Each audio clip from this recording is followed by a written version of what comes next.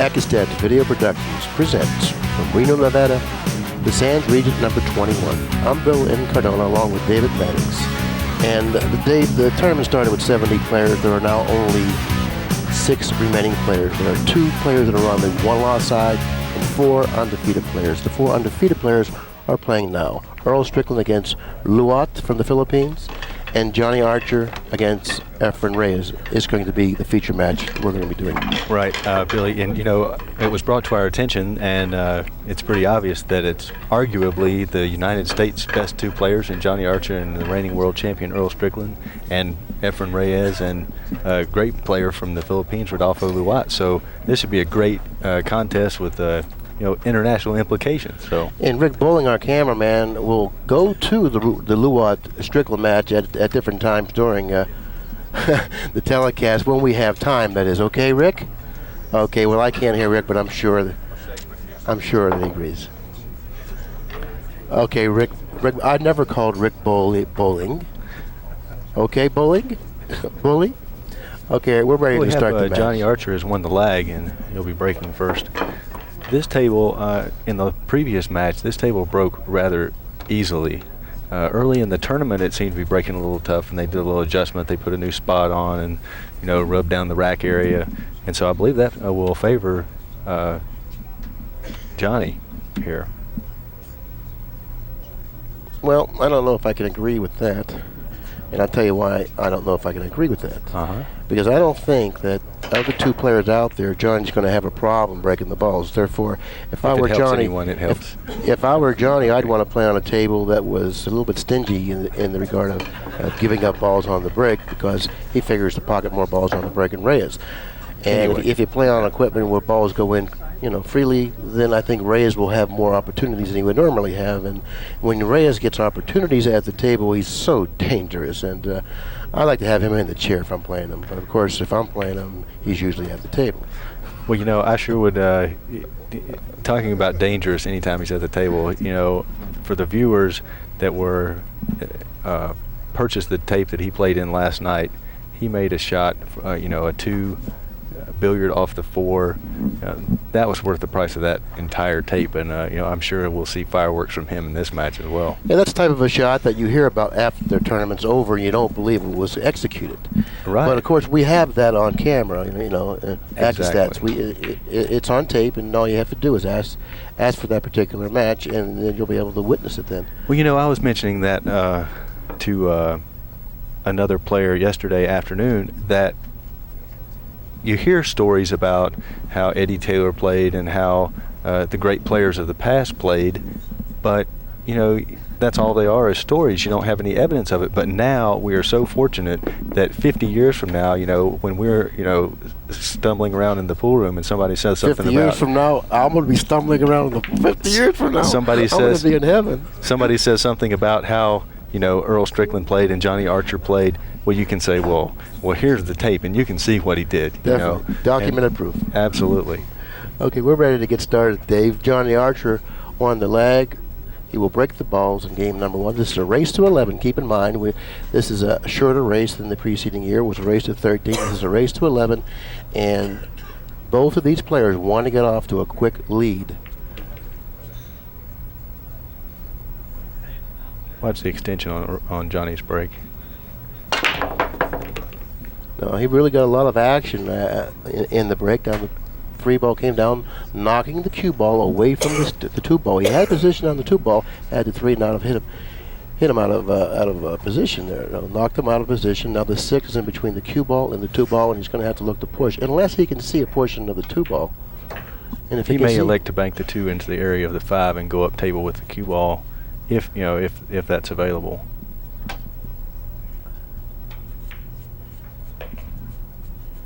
And like you said, it's difficult from our vantage point to determine exactly how much the 6 obstructs the path from the cue ball to the 2. So it looks like he can see a piece of the 2. Okay, being a one-pocket player, which I am, this shot, if it's available, is very makeable. He can cross a 2 into the other pocket. That shot comes up quite often playing one pocket. Maybe he's not really familiar with this type of a shot.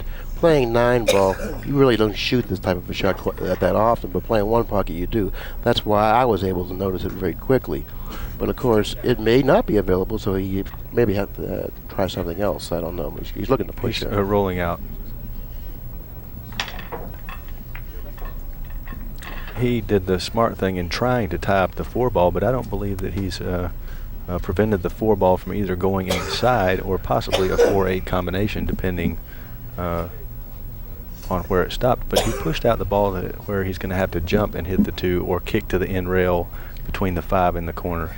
Yeah, he would like to hit 2 cushions before contacting the 2. That way the cue ball will then be assured of staying down this end of the table. And he's going to have a little bit of right-hand English on the cue ball after hitting the 3rd cushion. Well, he elected to go directly into the ball, sending the cue ball up table. And look, he's gotten fine results with that particular shot, and I'm certainly sure he's glad that shot's over. He just looked over at the booth and grinned. You know, he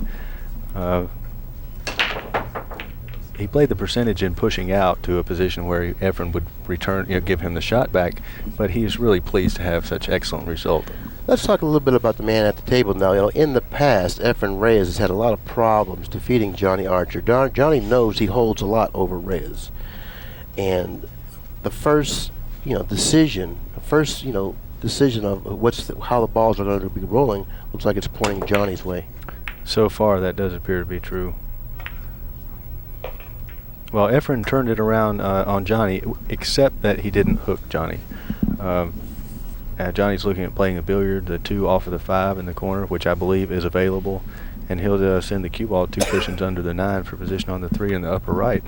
Now, even if this isn't available, or even if it doesn't go, he'll hit it with the speed after the 2 hits that side cushion. It'll probably end up somewhere behind the 9. But he should have put a little English on the 2 ball and spun it a little bit, getting out of that corner. I don't know if he's cleared the 4 ball enough to pocket the 3. He can pocket the 3 ball, Billy.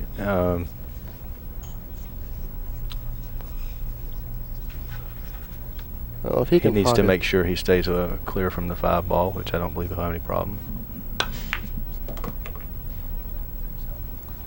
He came pretty close to it.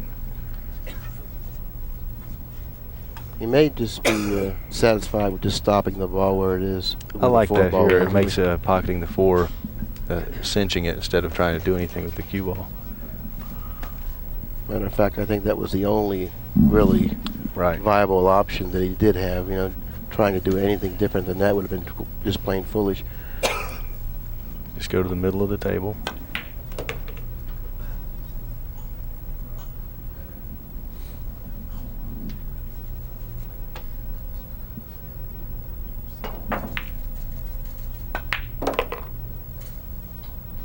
Watching Johnny practicing prior to this match, it looked as though he was pocketing the balls extremely pure. And, when he's playing like that, which obviously he's still in the winner's bracket and has been playing like that through this tournament, he's very difficult to defeat. Very tough. I mean, nothing's rough. There's no question about whether or not the ball is going to be going in the pocket. It's not brushing rails and all that.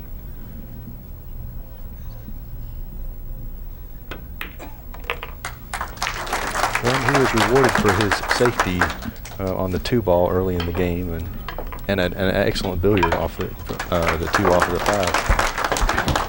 5. Well, yeah, he did get a fortuitous roll after kicking into the 2 the way that he did, hooking Reyes, and when he came to the table, Reyes made the nice hit, and unfortunately for Reyes, he was a little ill-fated in the respect that the 2 lined up very nicely for Johnny against the 5, and lined up for a perfect billiard, and Johnny took care of the rest of the rack from there on.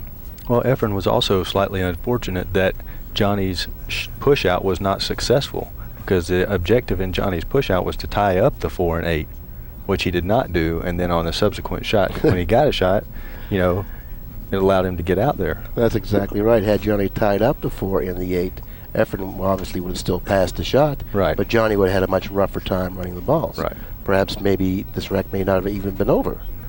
But that's not the case. Exactly. It's 1-0 Archer, and he's ready to break the balls again. This is game number 2. That's what you indicated about the momentum thus far. I mean, I know it's just one game, but we've seen 2 instances at least where the balls cooperated with Johnny Archer. Okay, very quickly, the 2 balls near the bottom cushion are the 2 and the 4. The 2 being the ball to the left of the 4.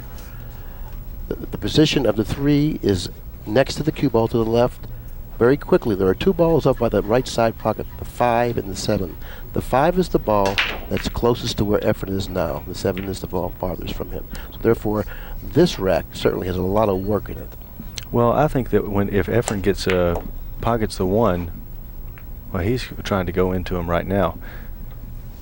I thought that if he had played position on the 2, that when he shot the 3-8 combination, he could have gone into the 5 with the cue ball. Instead, he elected to try to do it on the very first shot.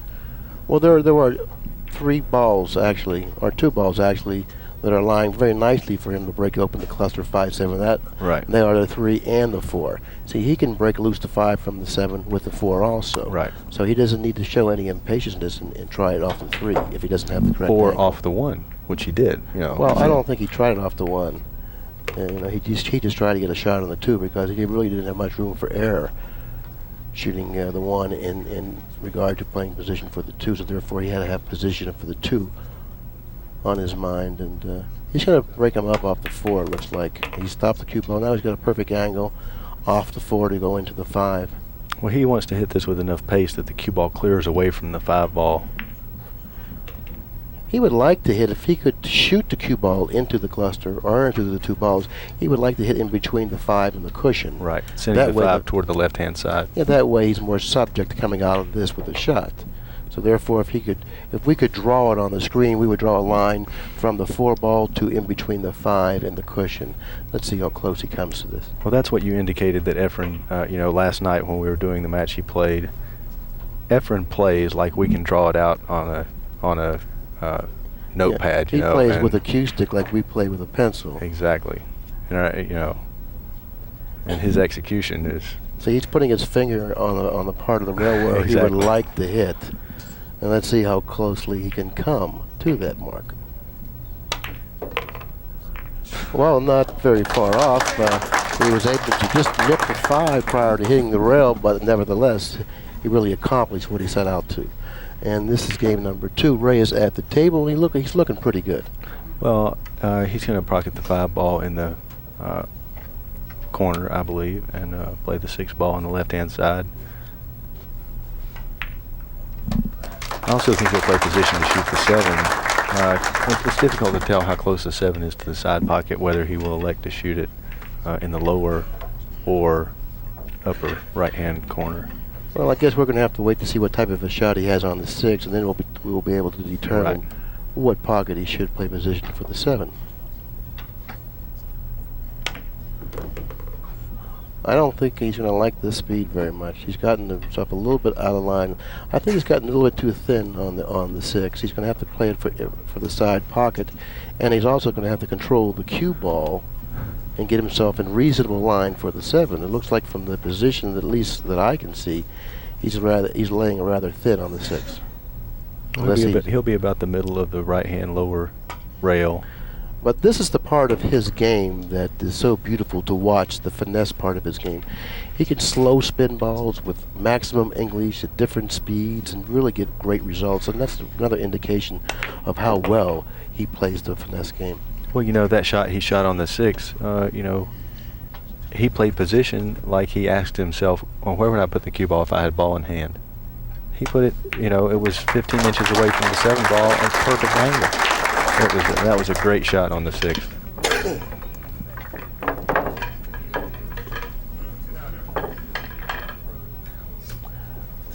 Now we're going to take a look at the Archer breaking the balls in game number 1, and just look at his extension and just his technique in breaking the balls and his extension and how the arms and the legs, and he puts every ounce of weight in his body into the break.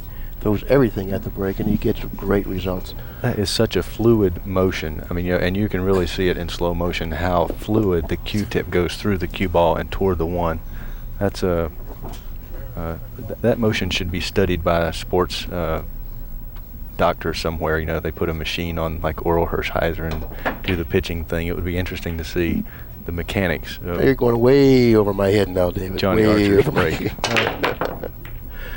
Okay, in the first 2 games, both players have proven that they've come to play. Reyes in game number 2 made a beautiful Archer the same in game number 1. They were definitely asked to perform, and both of them, lived up to the task. This is game number 3. Well, the last shot EFREN just made, the break shot, may be.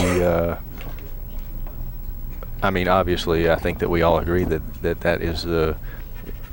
If there is a weakness in EFREN's game, that would be it. So, as an indication, he came up dry on the break. That's a very good shot. Notice the position of the cue ball is on the other side of the table. By locating the cue ball on that side of the table, he does not have to be worried about the 7 or the 9. Those were 2 possible interfering balls for a position for the subsequent ball being the 3. Well, now he can pocket the 2 and go straight up table for position for the 3 in the upper right-hand corner. Well, by doing that, that also brought the 8 slightly into play. Well, there's some things that you can't help. Right. He only had one option. He took Right. advantage of it, and Oh, he tried to do the best he could.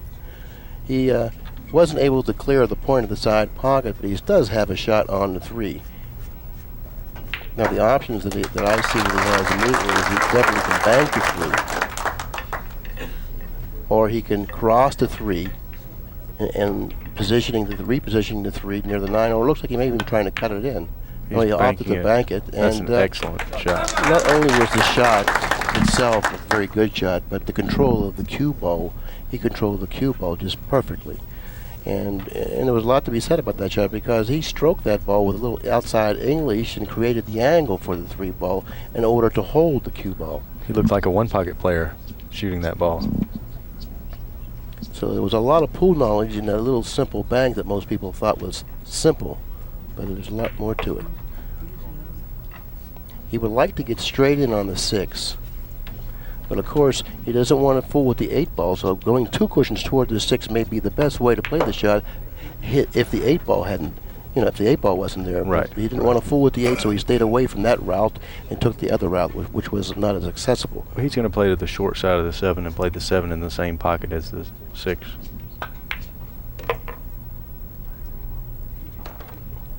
Now he may draw it 2 cushions out to play the 8 on the side. There's no question these definitely are the world's best players. No question. If you find anyone that can play better, then you can bring them here on the PBTA tour and they can make a few bucks. But this is the best we have to offer on the planet today. Well, it's hard to imagine the game being played any better than the 4 players that are on the floor right now in the winners bracket.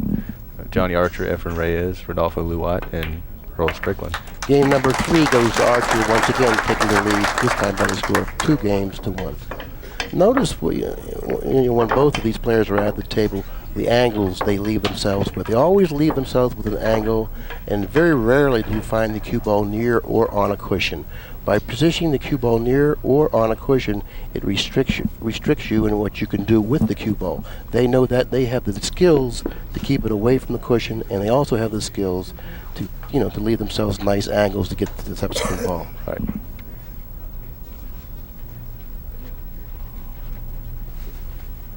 Johnny is elected to change sides on the break. That's interesting, early.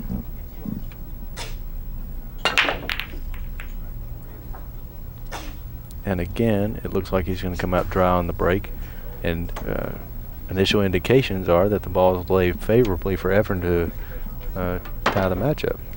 Very quickly, there's only one ball on the table that may be a problem for EFREN. That's the 8 ball.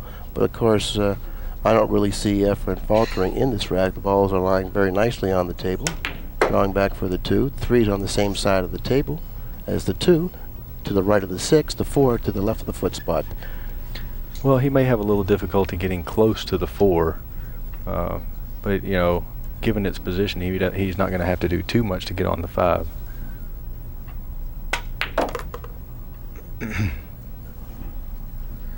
If he's cutting the slight angle, if he's slightly to the right of the 3, then he's found himself in decent line, and he'll draw straight back for position on the 4. If he's straight in on the 3, he has a problem, which I doubt that he is straight in. He'd like to be even with or a little left of the 5 ball, which he got a very good angle to go 2 cushions, play 5 in the side.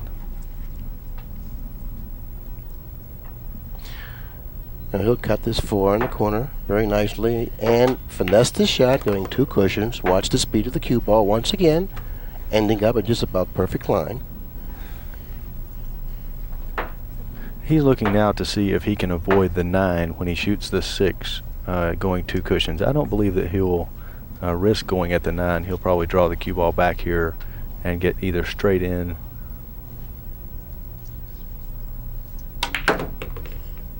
He's elected to go 3 cushions and get the angle I was talking about, drawing it either where he can cut the 6 ball slightly to the left or be straight in to play position on the 7. Okay, now if given a preference, if he had a choice what pocket he wanted to play position for the 7, it would be the lower right. After playing position for the lower right, then the cue ball goes naturally to the right, to the left side of the table, the way we look at the monitor. If he would have been forced to play position for the 7 in the lower left-hand corner, the cue ball would then went to the right, and then would have had to work its way back to the other side of the table. Right. But EFREN Reyes, the caliber of player he is and how perceptive he is at the table, isn't going to make a rookie mistake, and he, if at all possible, will definitely play the right side of the ball to be on. Okay, he took care of the little bit of a problem that he did have out there. This is game number 4. Both players out there have been playing flawlessly up until this point of the match.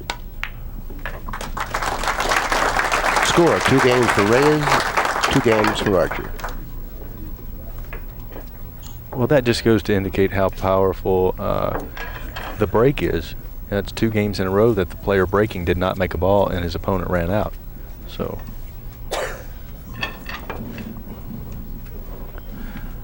Well, Hubba Hubba's out there. That's Troy Chronister. He has a headset on. Are you enjoying the match, Troy? Hubba Hubba. All right, back to the action.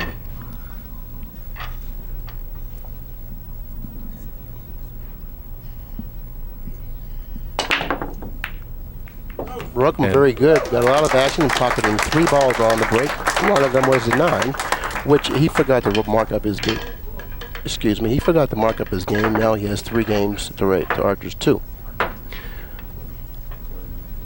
The 9 ball goes in quite frequently here on these tables in this particular tournament. I don't know why that is, but just on some equipment, the 9 seems to get more action than on other equipment. I don't have the answer to that. Maybe someone will come up that's heard me and give me the answer to it, possibly. The owner of ACCUSTATS on his Creative Edge tape can explain to the viewers why the 9 ball has a proclivity toward one side or the other on the break. So that's incentive for them to buy the Creative Edge by Pat Fleming. 1 on the side. Position for the 2. Now the 8 ball kissed the cue ball. I don't know if it's kissed it out of position for EFREN to make the 2 or not. The Incardona rule. By looking at his body language, he certainly hasn't given us any indication whether he does or doesn't have a shot. So I guess we're just going to have to wait to find out. Well, that's one thing about EFREN. You know, he could be under the building and he wouldn't show any facial expression. You know, it's really hard to tell just by looking at him whether he's got a shot or not. Well, if he can make the 2 to 3s at the other end of the table, and that's now he can't now make the 2. He opted to play a safety, drawing the cue ball into the 9 in hopes that he would snooker Archer when he comes to the table. Johnny Archer has a window to the 2 ball, I do believe, or if he does not, he only has to slight masse to hit the 2.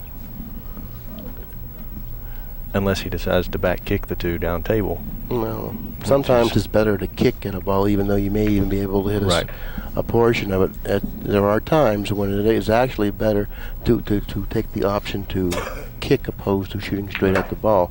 Maybe this is one of those times. Well, the one thing that's in, he may have enough of this to bank at it. No. I don't think he's gotten away with the safety. He's left EFREN a shot on the 2. I believe the cue ball will pass in between the 5 and 8, and then striking the 2. Looks like he's got a pretty good shot here to pocket the 2. He'll go 3 cushions up table between the 8 and the left-hand side.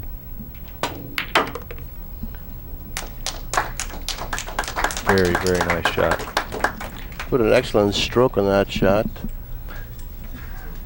which enabled him to get up table as easily as he did, and then he didn't have to worry about fooling with either the 8 or the 4-ball at the other end of the table. Oh, you know, another thing that makes that shot so so tough is the accuracy is diminished at that speed. I mean, you've got to be extremely accurate to hit the ball at that speed, you know, from 7 feet away from it and still pocket it as cleanly as EFREN. And that's true. The harder you hit balls, the more the accuracy of the shot diminishes, and didn't seem to be that way when he shot that shot. And the ball hit the center of the pocket, and he hit it fairly hard. He would like that. Well, either pocket would suffice in position, but the lower left would be a better pocket, which he's tried to play position for because he has more room on this side to work with. Right. If he falls out of line a little bit on this side, he doesn't have to worry about the 9 to contend with.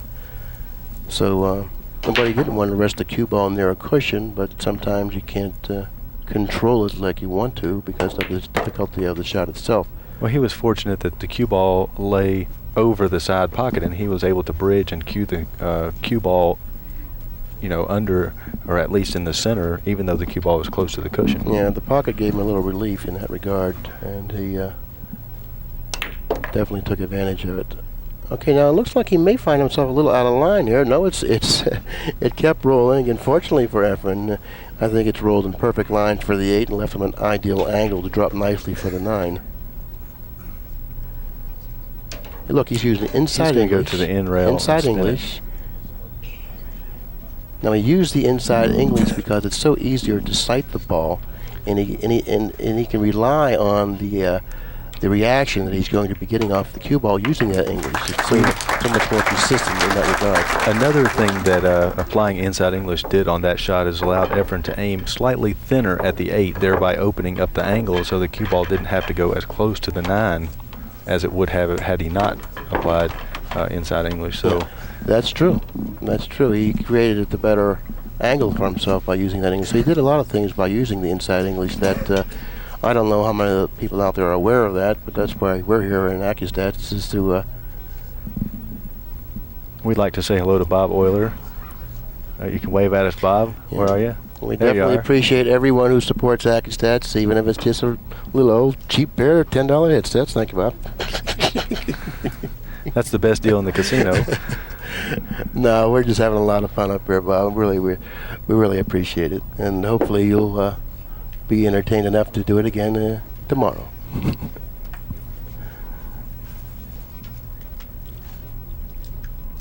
We try to keep it a family show, so bring your wife. We'll let her have a headset also. Strickland's ahead of Rodolfo Luau 3-2 on in the other undefeated match. Let's watch EFREN's break. He's going to make the 4-ball, possibly the 1-ball. Well, the 1-ball cooperated very nicely in resting close to the upper right-hand pocket. And EFREN has a 4-2 lead, and you know, Johnny's body language when he misplayed the safety on the 2-ball, you know, you could tell it right away. Like, you know, when EFREN didn't have a shot, you couldn't tell. When Johnny misplayed the safety, you know, he could, you know, his body language, you could just look at him and tell that EFREN had a shot. After that break, I looked at Johnny. He just was disgusted at the results of the break, making a ball and having an easy shot at the 1. Now, what I alluded to earlier in the telecast about the generosity of the table in regard of giving up balls on the break, I believe, favored Reyes is because, you see, Reyes is getting more opportunities. Had this been a table where you have to earn opportunities on the break, then Archer would have then had a decisive edge because he could earn more opportunities off of the break than Reyes because of the velocity of his break.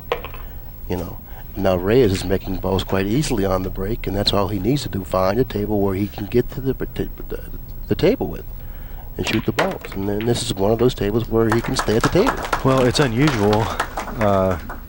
But the corner ball is not the ball that's going on the break on this table. He's made the 1 in the side. He made the 1 in the corner. On that particular break, he made the 4 in the corner. In one break, he made the 9. So, you know, it's not the typical soft breaking table where the corner ball flies in every time. You know, he's getting action in other areas. Well, he got a little bit thinner than he wanted to get on this shot. Let's see if he'll just finesse it 1 cushion. Nicely done. This is game number 7.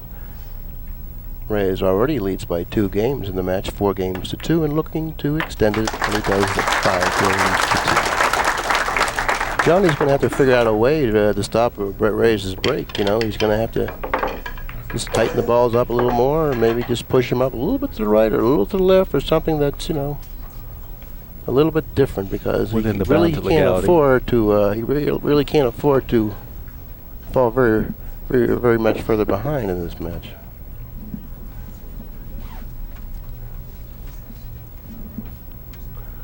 Carl Hatcher's going to buy this video, and he doesn't have a pair of headsets on. We'll just charge him extra for the video then. No, I'm just hello, Carl. How you doing? Thanks for your support. You're not even watching. See, if you had a pair of headsets on, Carl, you'd be looking at us now at the camera. He turned just in time not to miss EFREN's break shot. Okay, now it looks like that Johnny did his job of not allowing Reyes to put down a ball on the break. He trails in the match by 3 games, 2 games to 5. But look at the 4 ball. He's at the table. Well, he might play the 1 off the 4 right now. That's a possibility. You know, or he may go into the 4 when he shoots the 2. I don't know. I'd rather play the 1 off the 4. If that's available, yes. Well, let's take a look at the 4 in relation to the pocket, Rick.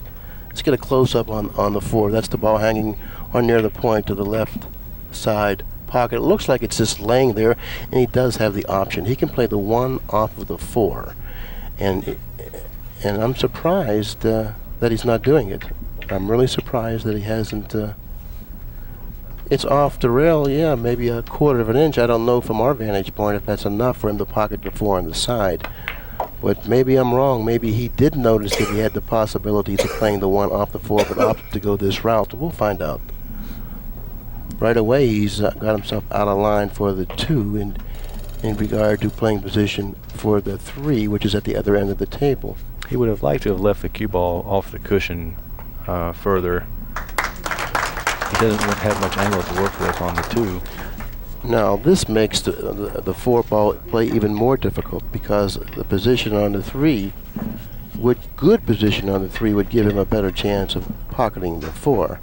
He's going to stroke this with low left.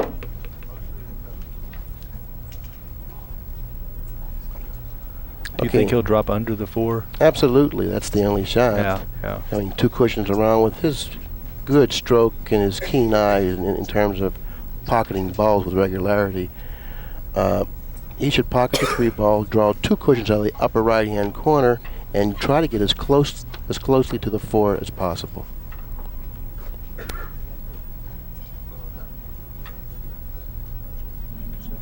To try to hit the 3 as full as possible.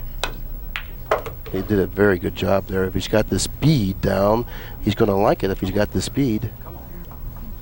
That's short of the mark. Now Pat Fleming in the control booth will find out whether or not the 4 is off the rail enough for him to pocket it in the side. If it's off the rail enough for him to pocket it in the side, then I agree. Then he shouldn't have fooled with the 4 off of the 1.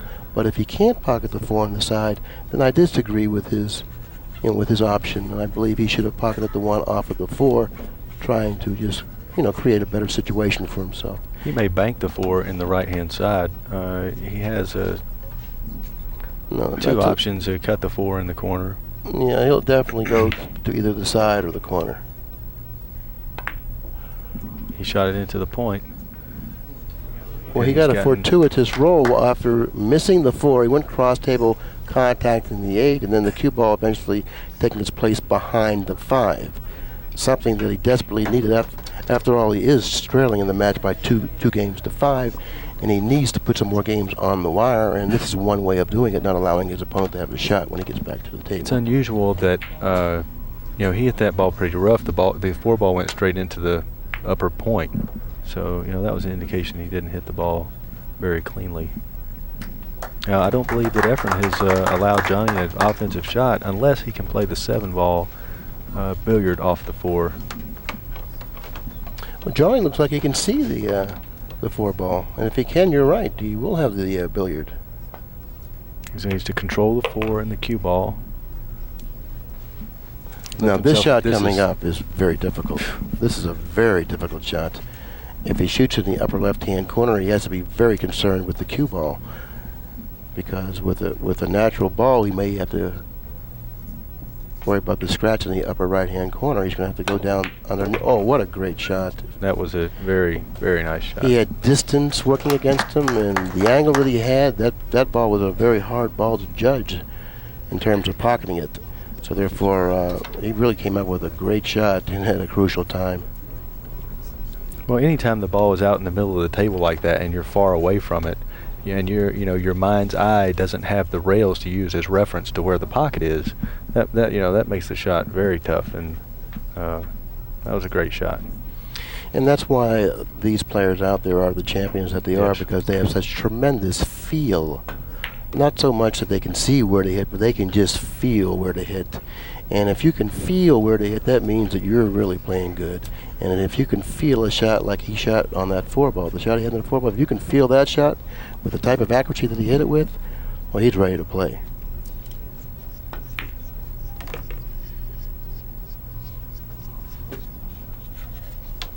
Well, you can't really call what EFREN did a mistake, because he was hooked, and he kicked to where Johnny had a difficult shot to play a billiard, and then come up with another good shot on the 4-ball after that. So game number 8 goes Archer, who now trails by only 2 games in the match, 5 games to 3. And I don't believe I have seen EFREN make a mistake in this match up to this point. That was not a mistake, because you don't get, while he was playing safe, he was kicking, so he doesn't get charged with a safety error because Johnny pocketed a ball after that shot. I think the only error that EFREN did commit was scratching on the break. I was just informed that he did scratch on the break from our very competent control man at the booth there. What's his name? Pat Fleming Jr. No, that was Pat. Thanks a lot, Pat. You're keeping great stats on this match. Are you keeping stats on the match, by the way? No? But are you keeping stats in your mind? No. Do you have a mind? No. Do you mind him asking? Meanwhile, Johnny's inspecting the rack. The action on the adjacent table between Luat and Strickland. Strickland still has the lead in the match by 1 game, 4 games to 3. At the table, shooting the 7, 8, 9. It looks like then he'll extend it to 5 games to 3. The same score that we have here on the feature table. Reyes 5 and Archer 3. Johnny thought that the 1 was about 0.05 away from the 5-ball, but he let EFREN slide with that. Oh, I have something interesting. What a great break. And he deserves to get a shot off of this break. Here comes the 7. All right. He does have a shot on the 2. It's not an easy shot by any means, but he still does have a shot. But anyways, that point that you brought up there about Johnny thought that the 1 ball was 0.05 of an inch off the other ball. Well, Buddy Hall and I were doing commentary, and Buddy said to me, Johnny said to me something that was very frightening. And I said, what? He said that he went down to inspect the rack, and all the balls were together, but he knew the 1 wasn't frozen. But it was touching the other balls. But he said that he knew it wasn't frozen. Okay, that's what he said. Okay, yeah. He's got sideboards with the 9 here, cutting the 2-ball in the lower left pocket.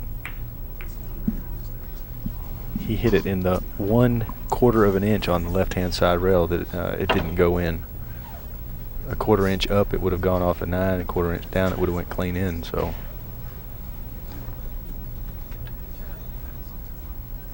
EFREN's faced with the same situation, except the 2-ball is a little closer. EFREN's ability to cut balls is so uncanny. I mean, he cuts balls so thinly, you just couldn't imagine anybody making the balls that he does make. He's going to have to negotiate the 8 here, probably drawing the cue ball off of the 8. Unless he decides to bank the 4. Oh, he could clear the 8 and the 4.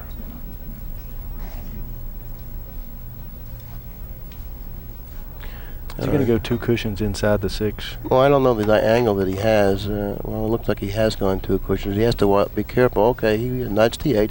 There was a chance that the cue ball could have gone behind the 8. Right. But that didn't happen. He was able to nudge the 8 slightly, giving him a nice shot for the 6.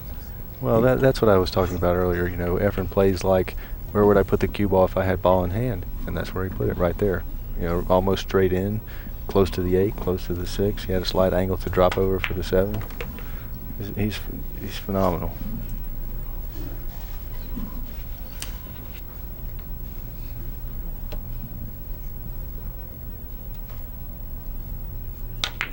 You know, I don't think that that there is the same up and down motion on EFREN's stroke as he used to have.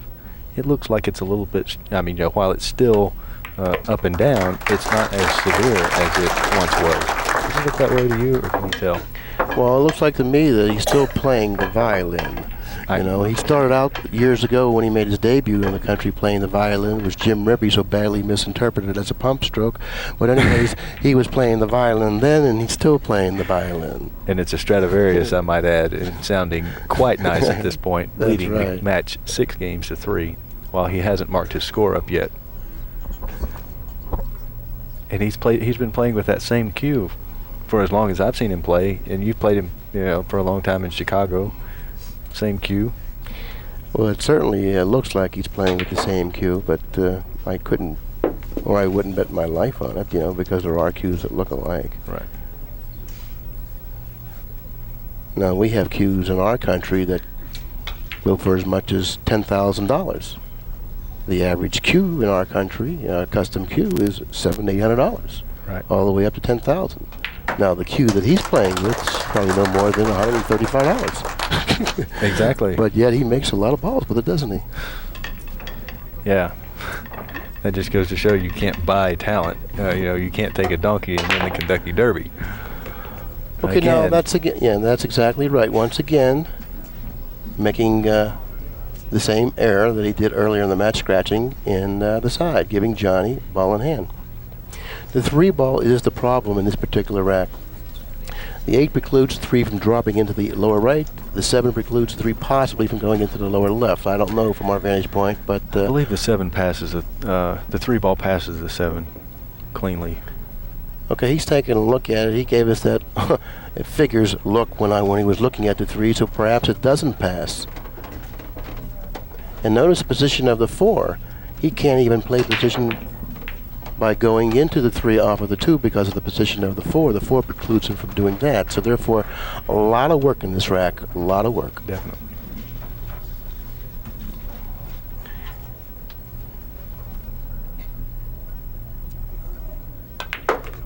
Going down between the 6 and the 8. Position on the 2. And now if the 3 passes the 7, he will then follow after pocketing the 2 cushions out to somewhere around well, I'd say a third of the way up table. He would like to be straight in on the 3. Exactly straight in. No, he's come up short of the mark, and it was very crucial for him to get up table about another 6 to 8 inches because of the position of the 4. Right. All he needed to do then, had he been straight in on the 3, was pocket the 3 naturally, and maybe just stopping the ball or just floating it down an inch or so for position for the 4. Now he has to be worried about shape on the 4, which he's going to go around the table. Speed is very crucial here. Once again, he's come up short again. The direction was excellent, but the speed is short. So he's not playing with the, with the effortless feel in style that Reyes is. I mean, Reyes is much more comfortable at the table. Much more comfortable. Johnny came up short on the 3, and he also came up short on the 4. Well, I believe he has gotten away with the shot there. It's difficult to tell if EFREN can hit the 4, but if he can and elects to shoot it, this will be an excellent example of what you were talking about EFREN hitting thin cut shots. EFREN can hit the last coat of paint on a ball if he chooses to do so. I think he has about 1 coat of paint, so we'll see what he does.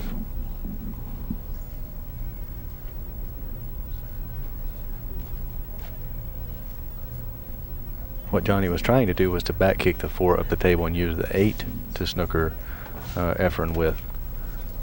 But it didn't look like he put quite enough spin on the cue ball or went close enough past the 4 to hit it solidly, so both balls went away from this end rail and up table.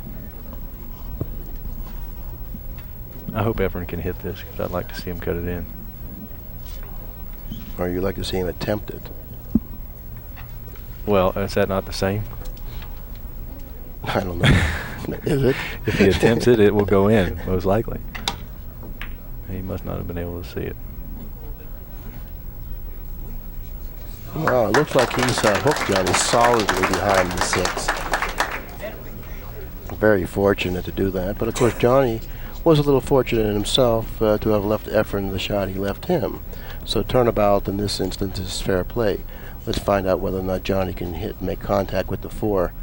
Well, it's still EFREN's advantage, and as it should be, because Johnny made a position error from the 3 to the 4. So. Okay, well, with the battle of kicks, it looks like EFREN was the victor, and he's at the table. He has a little work getting from the 4 to the 5, so don't think this is natural. It isn't natural by any means. He has to do something a little bit special with the cue ball. He's going to go 2 cushion toward the 5. 1 extra cushion. Where would I put it if I had ball in hand? Every time he does something like that, ask yourself that question, and that's most likely where he's going to be. Yeah, he's been in line in this match. Just about everything that's been asked of him, he's been able to do. The only error that he has made has been off of 2 of his breaks by scratching. Other than that, he's playing flawlessly. Now he's attained the angle where he'll go twice cross table, playing position for the 8 in the same pocket. He chooses to pocket the 7 in. Your cue ball hit the rail about where his hand is. Very good speed. Once again.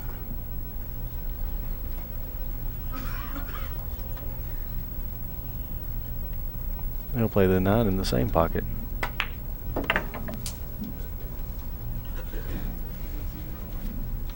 Can you see the score in the Strickland-Luat match?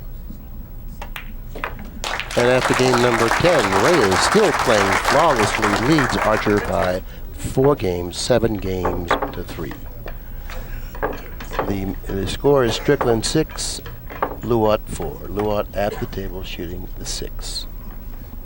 Well, through, as you indicated, through 10 games, EFREN has played flawlessly, with the exception of his Achilles heel, his break. He has 2 errors on the break, scratching in the pocket.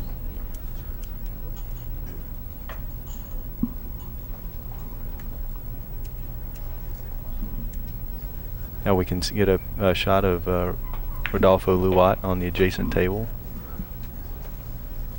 Another of the great players from the Philippines.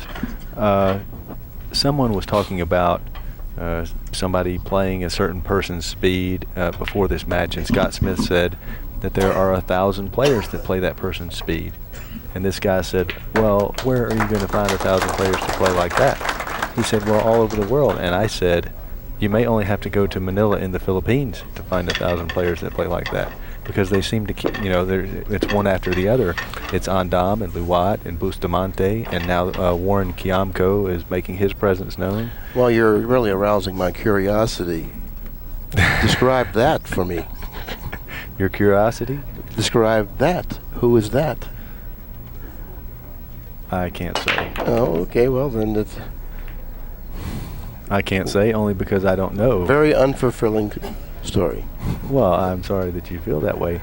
Well, it was only my indication. What I would. That could be me. Then you could find 1,000 players easily. But that. And you may only have to go to the Manila in the Philippines to find 1,000.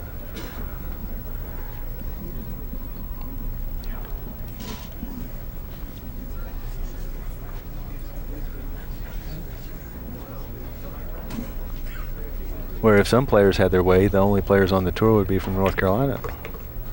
So we're fortunate that not everybody can have their way.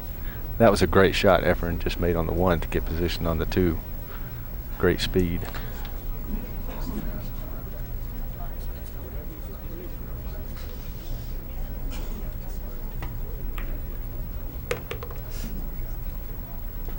Well, that was one of the very few shots that he's allowed the cue ball to escape the area that he really wanted to end up in. Now he has to do something a little extra here. But of course, the position of the 4 suggests to me that there are several pockets available for the 4. I believe he'll go 2 cushions out of the lower right-hand corner between the 4 and 9,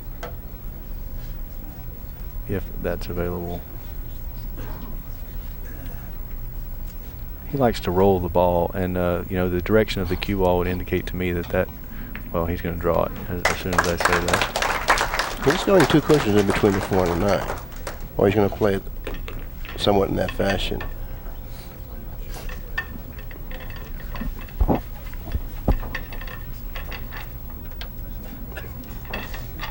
He needs to just make sure he avoids missing the 9, which he did not do, and snookered himself.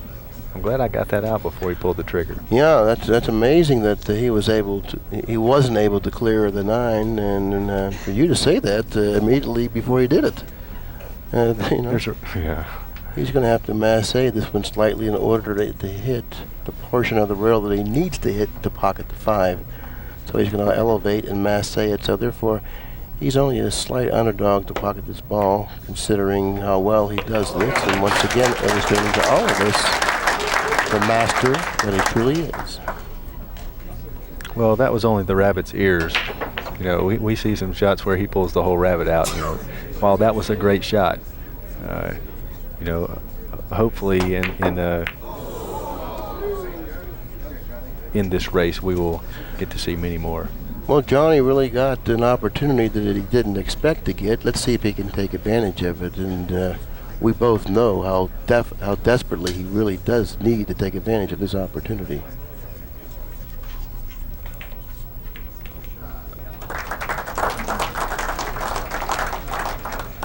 Johnny will just go up and down, playing the 8 ball either in the side, which looks like he's got the angle to play the 8 in the side, and float over and play the 9 ball in the our lower left-hand corner.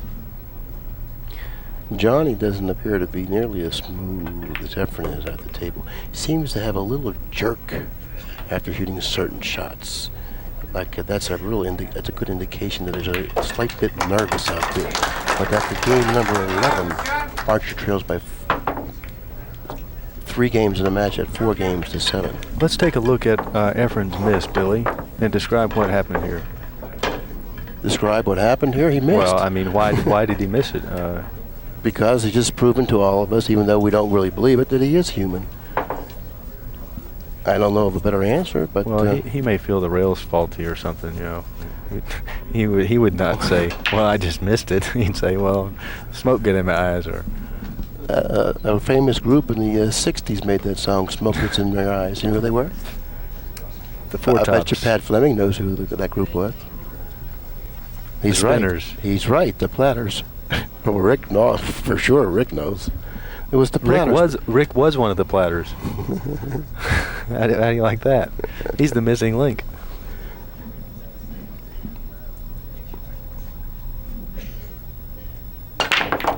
Oh, very nicely struck.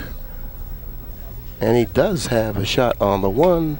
The 4 ball will pass into the corner pocket. The 8 hasn't obstructed it that much that it won't pass. Well, does the 2 pass the 9? The 2 goes into the side. But that's the crucial shot in the rack position for the 2. He doesn't have much room for error after hitting the second cushion.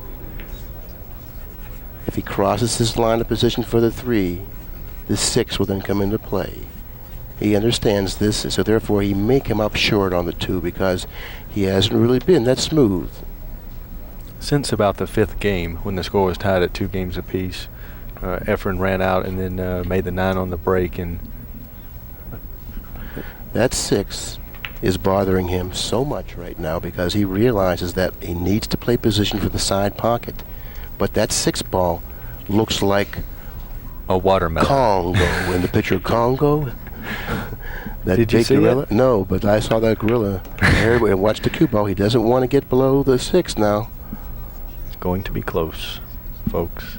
I tell you, he did his job and did it well. He came out with a shot on the 2. which isn't really a gimme by any means. He hit both sides of the pocket. And anytime you hit both sides of a pocket, you really haven't hit it cleanly. Well, he would like to have the cue ball right back where it is now, and I don't think he doesn't want to be straight in on the 4. He would rather have, like I say, where the cue ball is on, where he has to cut the 4 to the right. So he may hit this. I don't believe he can go 3 cushions because the cue ball comes too close to the side. He may go to draw at 2 cushions. He would like to have a slight angle so he could drift over playing position for the 6 in the side or even possibly the corner. Well, now he is almost exactly straight in on the 4. I don't really think that he has a good angle on this shot to do what I just described. Right. He needed to be over further to the right, his left. Now he has a problem. Well, he's elected to play position for the 6-9 combination, which, given that situation, instead of risking missing the 4 trying to go somewhere else, he's accepted a difficult combination. Which wasn't very bad judgment. The pocketing of the 9 proves that. So after game number 12, EFREN Reyes leading in the match by now only 2 games, 7 games to 5. Archer's on a charge. Well, when he broke the balls in that last rack, he was trying to punctuate that game with that break, and he certainly did. Pocketing 2 balls and then running out the remainder of the rack. That was good for his confidence, and we may see him loosen up in 6 games. He's got that in his bag, definitely. And in turn of events on table number 7 in the match between Strickland and Rodolfo Luat. Luat is the player with the lead now 8 games to 6 at the table with a shot.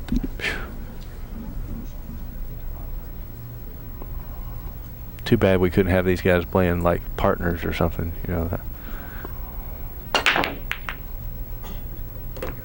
Pocketing the 5. Here comes the 6.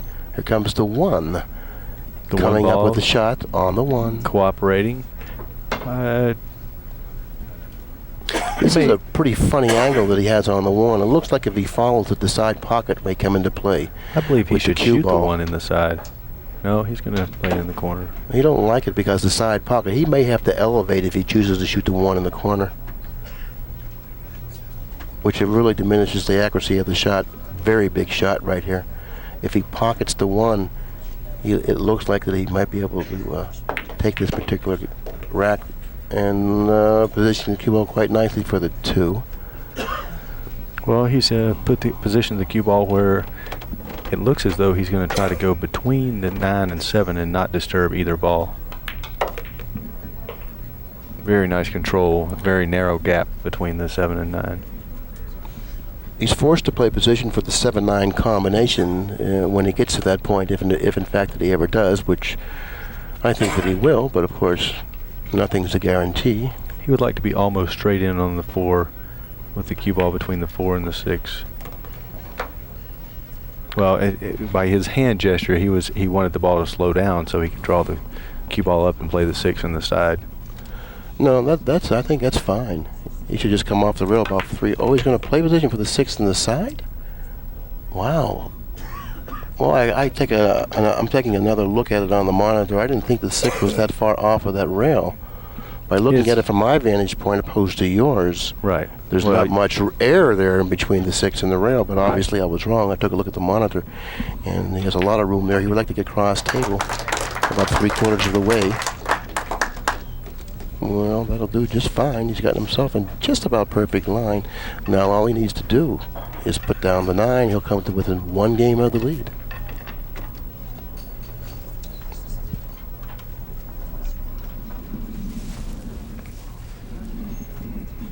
The score now 9 games to 6, Rodolfo Luat.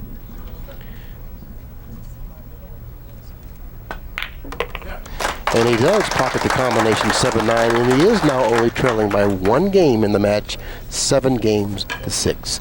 And by the way, Rodolfo Luat has been at the table now for about 5 consecutive racks.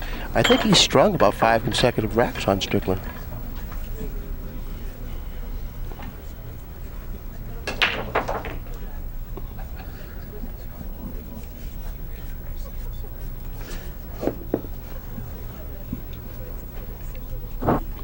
Billy, he did run 5 racks with the exception of one safety played, I believe, in the 3rd game.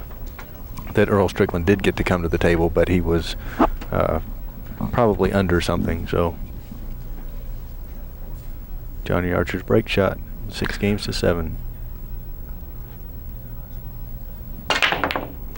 One on the side. Where's the 2? Cue ball hitting the 8. 5 coming in front of the cue ball. Not enough for Johnny. He don't like it. Nope. Well, he's taking another look at it. Maybe I spoke too quickly.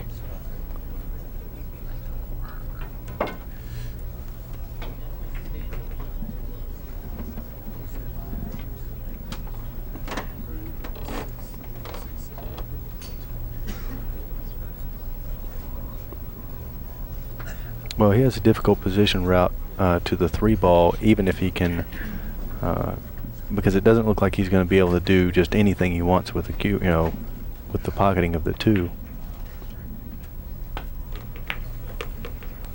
Very nice control. The 3 passes the 4 into the corner pocket. This match may be tied up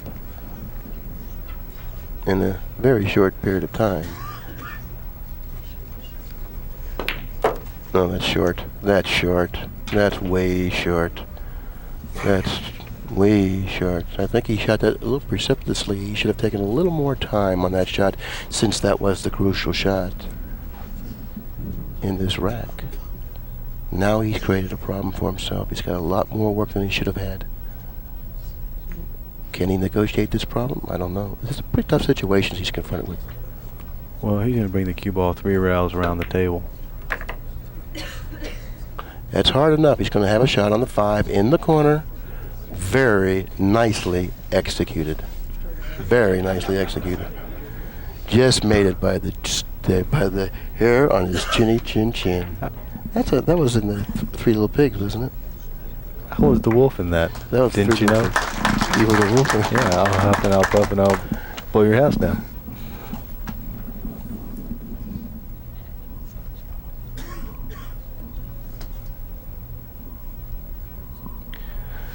Well, I'll tell you what, the way he's looking at this shot, he's certainly not comfortable with this particular layout, and I don't know why, because his vantage point is much better than mine, obviously. There's something about this layout that's making him feel uncomfortable. It was the straight-in 5 ball. And he tried to force the angle for position on the 7. He tried to create the angle and missed pocketing the 5 ball at that speed. That's 6 games to 7. A very crucial mistake. If Lisa were here, I would say that shot may loom large in the outcome of this match, but since she's not.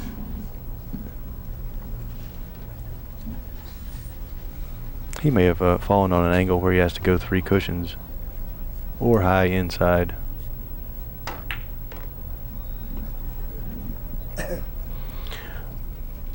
as much concern as Johnny did have over the position that he was in, he really didn't take much time shooting.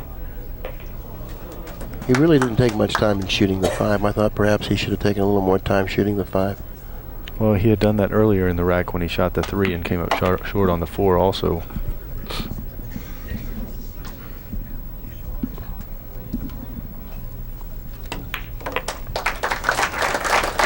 And after winning game 13, EFREN now leads 7 games to 6, or 8 games to 6, excuse me, game 14.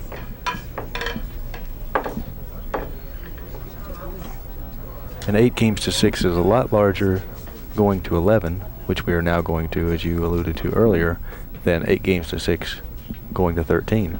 So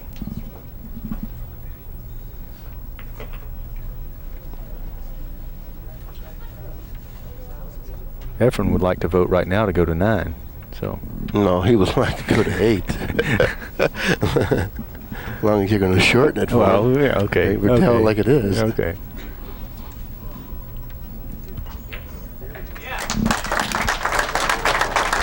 Strickland finally stopping the bleeding on table number 7. Pocketing the 9, coming to within 2 games of the lead, trailing at this juncture of the match 7 games to 9. Corner ball, and the 1 ball is going to take its position on the other end of the table. But of course, the cue ball positioning itself near the side cushion, the 2 ball near the 5, 7, and 9 at the other end of the table. He's going to go rail first, high right, hit the rail, the 1, the upper right-hand side rail, and drop down and play the 2-4 combination. I don't know what he's going to do right here. He's in a pretty tough position here. I'm not going to say anything else. If he goes rail first, I don't think he'll be able to do that. He will come down on this side of the table, maybe even going into the 3 or the 6. Like this. Ooh, he went between the 3 and the 6. Trying to play position for the 2-4 combination. What did I say? He wanted just to get down here somewhere in the general area. He did get in the general area, but not the area that he wanted to end up in, so therefore now there's a possibility he could kick the 2-5 combination in, since the cue ball moved to 7. Did open up the pocket on that shot. And while he doesn't have the edge of the 2 to play any kind of safety, we may see him shoot at this kickball with a little bit of pace in case he does hit the 5, possibly make it. Or the cue ball go off the 2 and hit the 9 or the 7, or any number of things could happen here. I think you can be sure he will hit this with a little pace. Well, if I had to choose a player that I would want shooting this shot, I would definitely be choosing Reyes. He tried to play the 2-5 combination.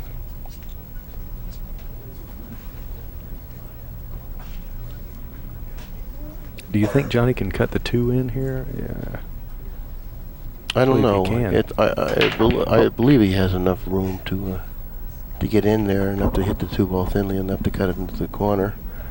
Well, if he lands in the upper left-hand portion of the table, can he play the 3 by the 4? Oh, he can do that. He can. That's where he'll be if he makes the 2.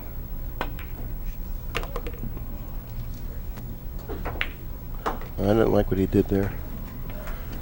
I didn't like what the shot I would have shot there is I would have killed the cue ball using a low ball, playing position for either the side or the lower left-hand corner. The 4 does block a portion of the pocket. Not only that, he has to make sure that if he doesn't contact the 4 with the 3, he's able to attain a shot on the 4. And this is a lot of work on this one little shot that if he would have played position for the 3 in a different pocket, I don't think he would have had to deal with all these obstacles, which he obviously has overcome. Great shot right there. Given the position of the 4 ball and the difficulty of the position on the 4 ball, after pocketing the 3. Great shot. Well, that's one of the characteristics of a champion, getting himself out of difficult situations more often than other players. And we're watching 2 of the best in the world right now. And I would play the 6 in the upper one of the upper corners. I wouldn't try to do anything. I agree. He may be playing for side pocket. The 6 on the side. Well, he likes his position now.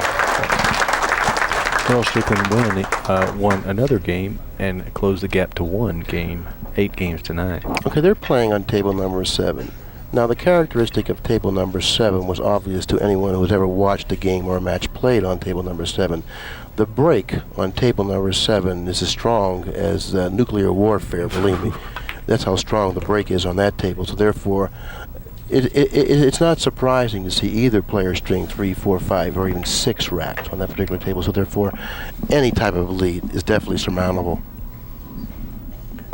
In the meantime, Archer comes to within 1 game of the lead on the feature table, trailing Reyes by only 1 game, 7 games to 8. And when you take a real close look at this match, particularly in the way both players have been playing on the table, you would think that Reyes should have more than a 1-game lead.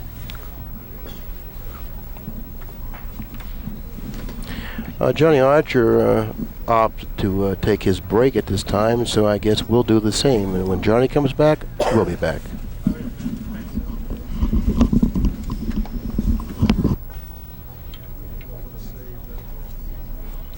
Okay, we're back in action. Johnny just came back into the pit area, and this is game number 16. Johnny trails in the match, 8-7. I think Johnny should feel at least quite fortunate to be trailing only by 1 game.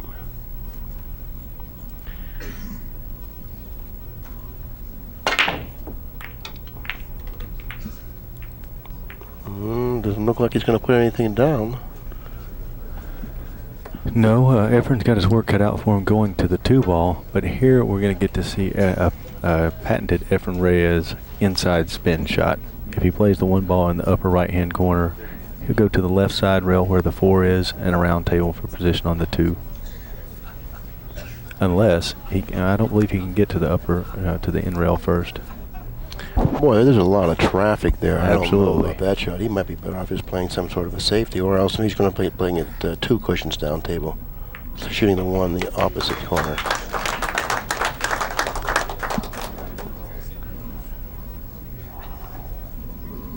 Well, that situation, I think that EFREN was concerned that if he cut the 1-ball enough to go, for the 1-ball to go in, that the cue ball was going to go too close to the upper right-hand corner. So he tried to cheat it a little bit and came up short cutting the 1 in. He left Johnny faced with a difficult situation, though. Johnny might be, I don't know if he's cutting the 1 into the 7 or not. And he is, but he has to be worried about the 4, which he was able to negotiate quite nicely, but I do believe he's left EFREN a portion of the 1-ball to hit, and if he has... Just a sliver. Well, that's all he needs. He may find himself behind the 9 after this shot.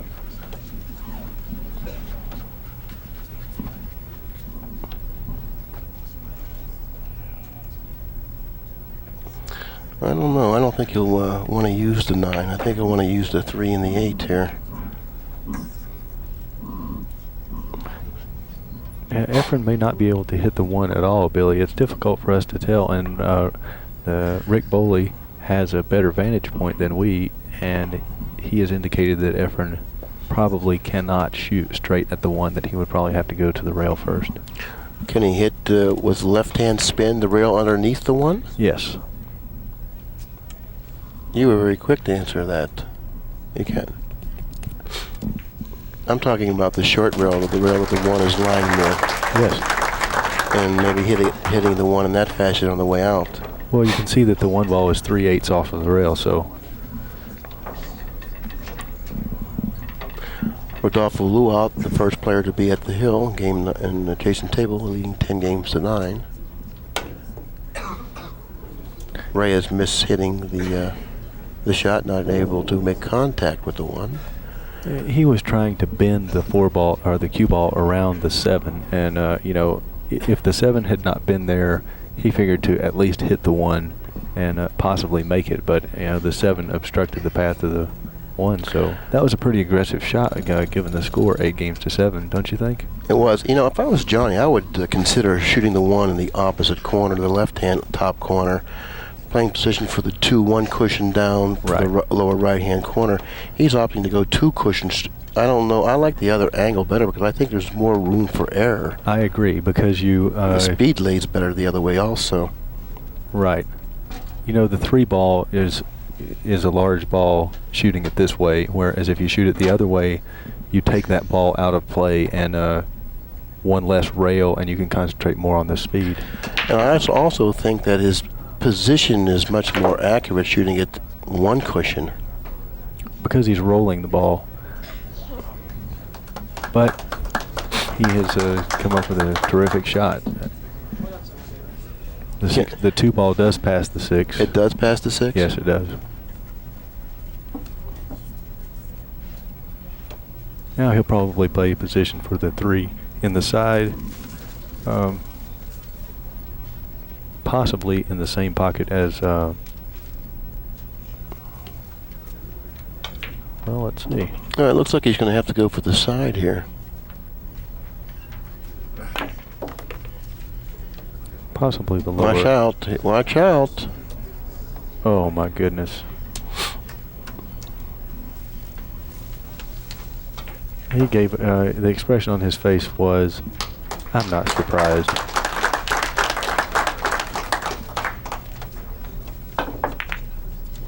Well, he's going to get some spin back now, which is going to create a little more distance as an ally for Archer, but distance really hasn't really bothered Efren that much in the past, but position on the 4.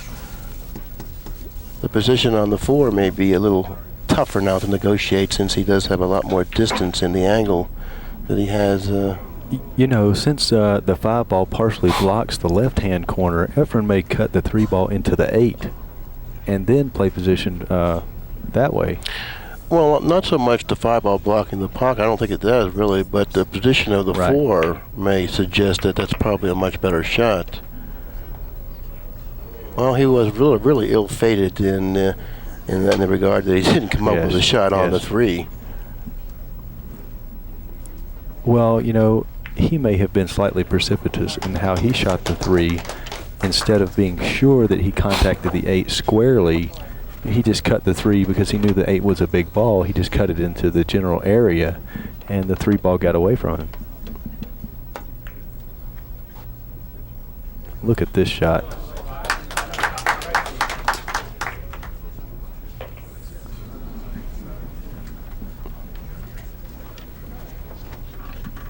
Okay, Archer's going to have to use the 9 as a blocker here. Looks like he's going to try to locate the cue ball somewhere around where the 6 ball is.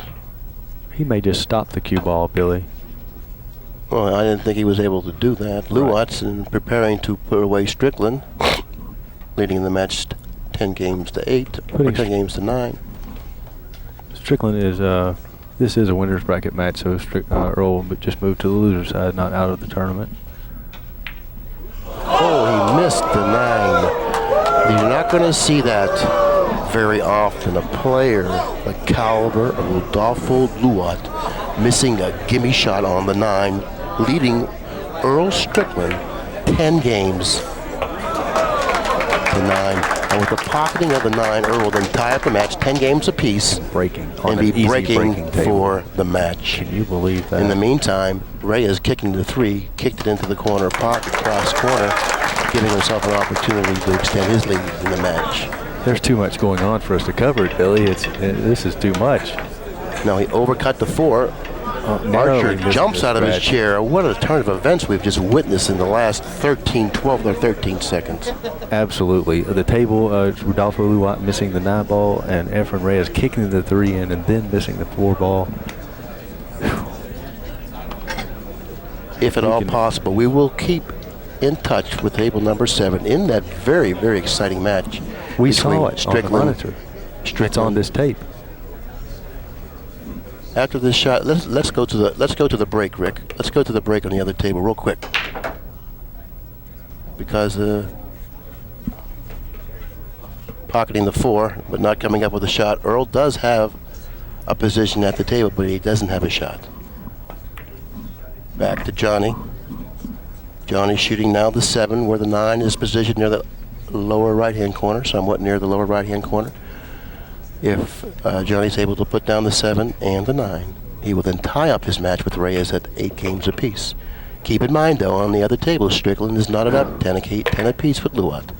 So therefore, you really can't ask for any closer matches, can you? You can feel the electricity. I mean, it just feels like the whole room got plugged in about 2 minutes ago. Archer just ties up the match 8 apiece. Strickland in a tie, 10 apiece, because of the benevolent Luat allowing him at the table with a gimme shot on the 9 to take the match.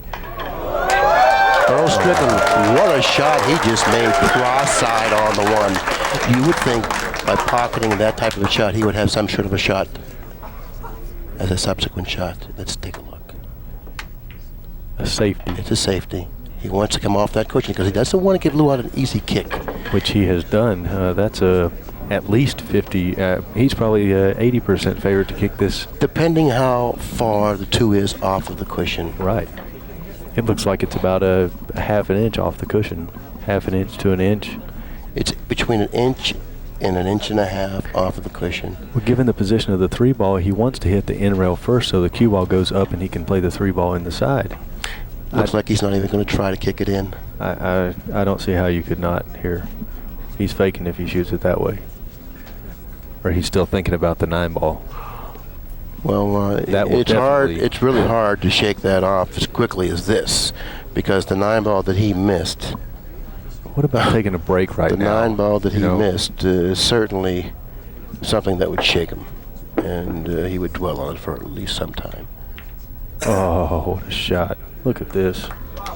Look at that shot. Back kicking the 2-ball, 2 cushions out. And Can Earl hit this? It's difficult. I can't tell from here if Earl can hit it, but I know the 5-ball blocks the upper right-hand pocket anyway. Let's watch Johnny's break. Well, Earl's going to elevate and jump over. We have to go to that shot. He's going to jump over the 6 and the 9. Johnny broke the balls. Earl jumped over the 6 and the 9 and made the combination. What a shot! I can't believe it. We caught it in there. All right. Oh, this is really great stuff here. He is so pumped up. Oh, my believe it. What a shot. The hair on. Can you imagine how Rodolfo Luat feels in the chair right now after missing the 9 and then playing a great safe? Can you imagine? That's too much. Earl made that ball and every hair on reminiscent of the up. 1970 NBA playoffs between the Washington Bullets and the Seattle Supersonics when Dick Motta says, "It's not over till the fat lady sings." He said it's not over till the fat lady sings, and his Washington Bullets came from way behind to defeat Seattle, as Earl did in this particular match against Luat. He was totally out of the match, and Luat was shooting the 9 for the match. Can you imagine if he came back to win that match? We have one fan giving Earl his due, a standing ovation, and the whole room should have also. And we're in a knotted up match here, 8 games apiece with EFREN Reyes and Johnny Archer. Reyes massing the 1 ball in. By the way, he needed to masse in order to create the angle to pocket the 1. 8 games apiece.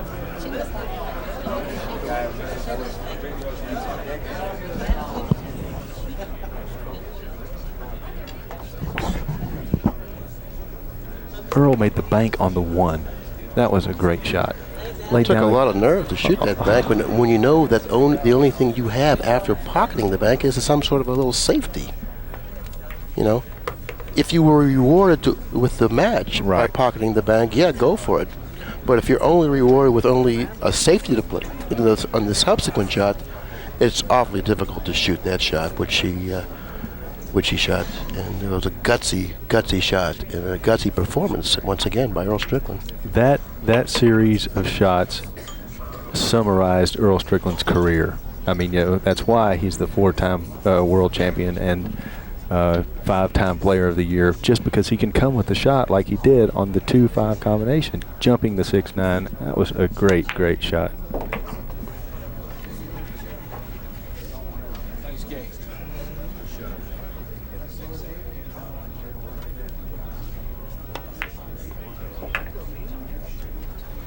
I tell you, Archer's been fighting an uphill battle this entire match, and Reyes has been playing really superbly throughout the entirety of this match. You would think that he should be really in control of the match, but yet he's not. That leads me to believe that something is going to happen in this match that's going to favor Archer before this match is over. And it's just this intuition that I have that something strange is going to happen, and I believe Archer is going to win this match. Well, something strange happened in the match on table number 7, and it could be just in the room, you know. Watch the cue ball. There it is. There it is. It's in the air. Believe me, it's in the air. Something strange EFREN's looking over here is happening here, and he cannot believe something strange is happening. He can't believe it. I can't believe it, and you cannot believe it. I tell you, it's just eerie feeling that I had about this match. It's very eerie. It's very. And 1 minute before it happened,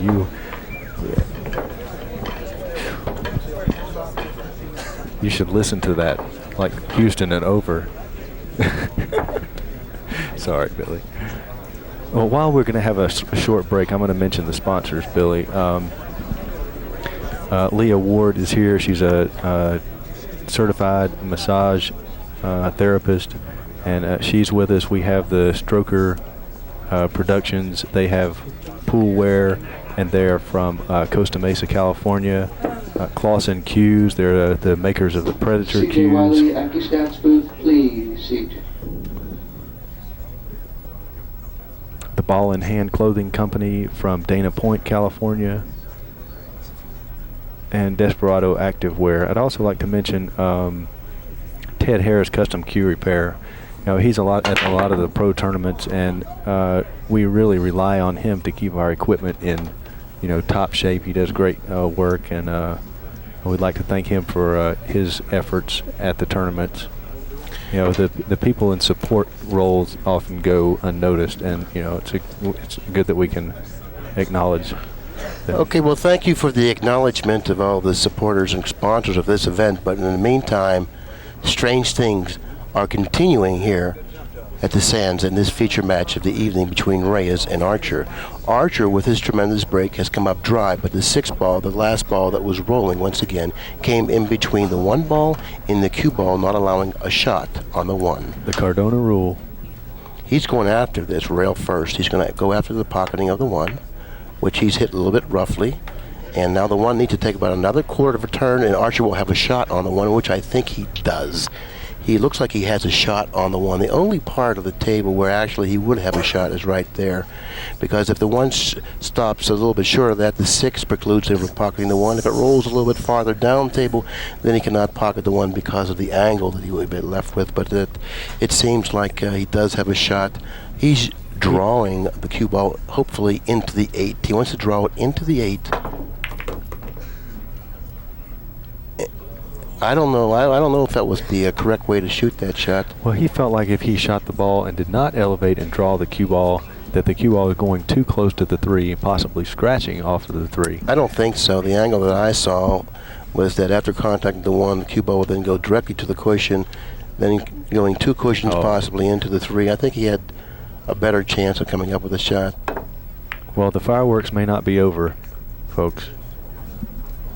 EFREN Reyes does have a window to the 2 ball. He has to travel just about the entire length of the table before contacting the 2. The cue ball very close to the bottom cushion. It's important that he not strike his cue ball with any left or right hands English. His accuracy was tremendous on that shot, and his cue ball speed was ideal.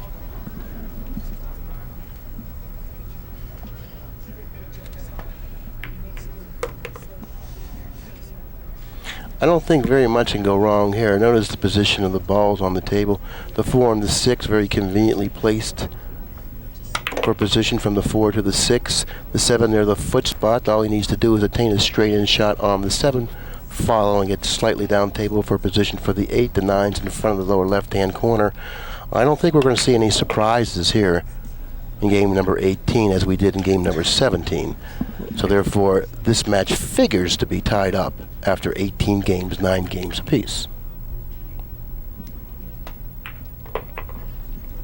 You know, that mistake that EFREN made may have been just enough to dial his concentration in even more, so that,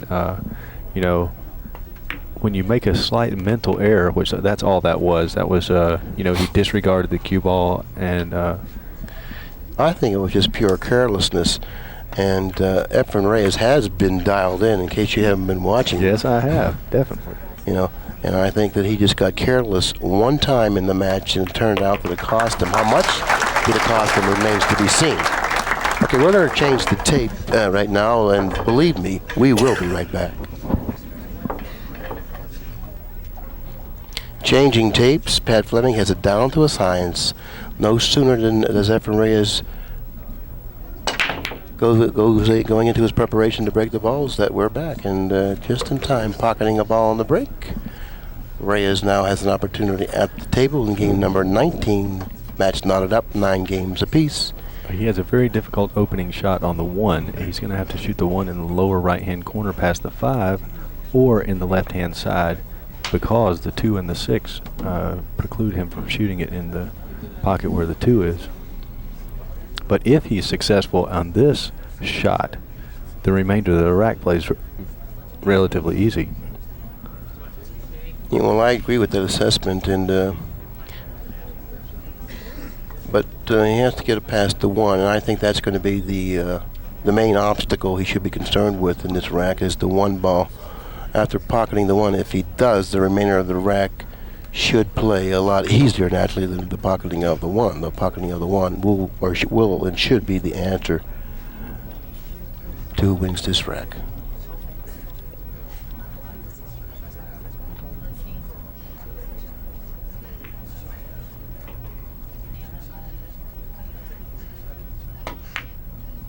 In the center of the pocket, excellent cue ball speed, 3 cushions, a position for the 2. That was a great shot, 9 to 9. Great shot. He would like to attain the angle on the 3 slightly, and I might add, slightly underneath the 3, with a slight angle favoring the cue ball toward the 4. That way he can go underneath the 5. I'm not sure that he necessarily wants to go underneath the 5, Billy. He may want to go on the inside of the 5. So he can play the 4 ball in the upper left and go 2 cushions toward the 5. I'm not so sure he wants a straight in angle. I think that underneath the 5 is a much better shot because you got to pocket the 4. If you don't pocket the 4, you don't run out. This position allows him to pocket the 4 with much more success than in the center of the table. Right. Now you have like a half difficult shot. So therefore, if you pocket the 4, even if he stops the cue ball on the 5, that shot is easier than he would have been if he would have been on the center table for the 4. He's going to bring the cue ball back to the rail and out. Whoa, what did he do here? What did he do I believe here? he intended to play position for the 5 ball on the side, and he'll just go 2 cushions with the cue ball between the 6 and the 9. Okay, he looks like he has enough room. He has gotten down table far enough to cut the 5 in the side. But he really didn't end up in the area that he wanted to, but nevertheless, he was still able to handle the situation. This is an area that EFREN definitely excels. I am surprised that he is not shooting this left-handed. And I agree with you, by the way. Because his left-handed, his ambidextrous side is only about the 8 weaker than his right-hand side. Right, it's not too far underneath his right-handed side.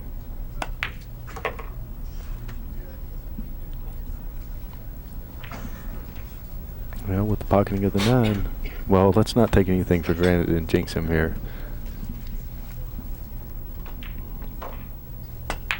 And with the pocketing of the 9, he reaches the hill first, 10 games to 1. Great shot he made on the 1. Oh, it was definitely a come shot. It was a great shot, considering the circumstances. 9 games apiece in a race to 11. Knowing that if he didn't pocket the 1, Archer figured to have won at least that particular game and possibly the match. A lot of pressure on that shot, and what did he do? He hit the center of the pocket. He didn't hit any of the rails, either rail, while pocketing the 1. This will be the last opportunity Reyes will have to break the balls in this match. So therefore, he should put extra concentration in on this particular break. Are you having any feelings? You think there are future fireworks in this match, or? Well, you never can tell. What's in store. That was proven with the Strickland-Luot match. So you never can tell what's going to happen. The corner ball went directly into the corner pocket, and it looks like the 5 ball came up now to block the 1. That was the last ball rolling once again, and I don't believe he has a shot for the 1. Which, when we look onto the monitor, it doesn't appear that he has a shot. So therefore, Archer still has a little bit of air left in his body. EFREN's going to probably be pushing out here. Where do you push the ball, Billy? Don't ask me tough questions like that at times like this, please. That's a very difficult question for several reasons. One is my vantage point really isn't good enough to determine where I would push, since I really don't know what's available. But that's a close-up of the situation, the way he sees it.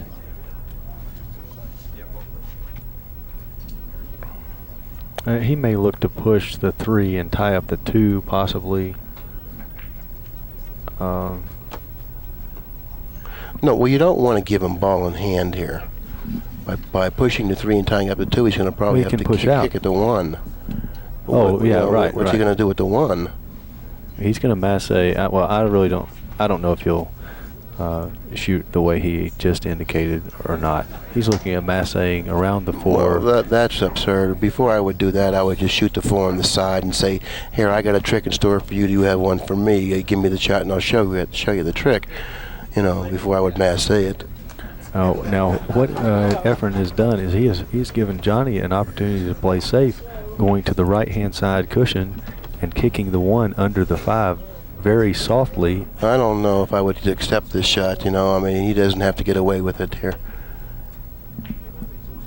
You know, the 1 ball is in a position where the shot may be available, but if the 1 hits the 5, he will not succeed with the shot. You know, and if he hits the 1 too thinly on the upper portion of the 1, then once again the cue ball will probably get away from him. I don't know. What Johnny is looking at right now, he's coming from behind it. I don't like that, because if he hits it just a fraction off center, the cue ball goes straight in the hole. I don't know. You know, you don't want to give Reyes this type of a shot because he's definitely the master at this part of the game.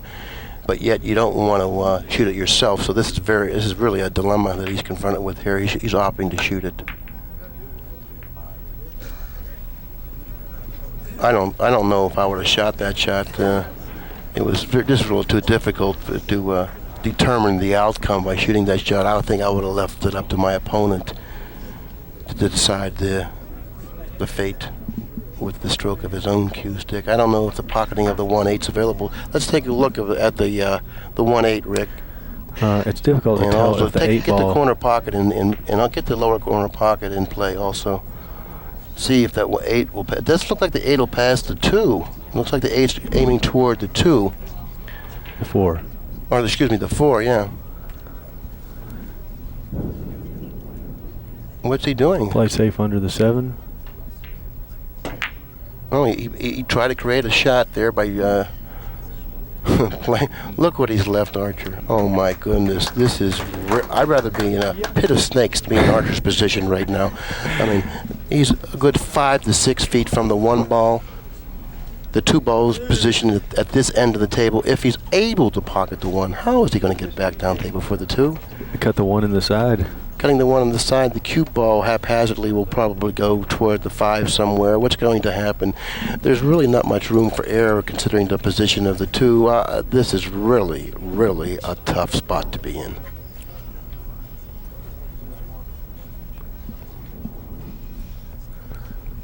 He's just got to put all his eggs in the making of the 1 ball. Not to mention that it raises on the hill. Well, he was able to. Did he pocket the 1? No, he missed the 1. And has he left a pocket for the 1? If he did not leave a pocket for the 1, I think we may see EFREN play billiard on the 9, because the 9 does pass the 2, where I don't believe the 1 ball does. And another inducement that he has to play that billiard is the position of the 7 and the 8. If he elects to play the billiard, the 1 ball will then go in the general direction of the 7 and 8 and perhaps behind the 7 and 8. In the event that he misses the billiard, there may be a chance that the 7 and 8 will act as interfering balls, exactly, not allowing Archer a shot at the 1. So therefore, he does have that equity in his favor, but only he can weigh it up, and only he can make the decision.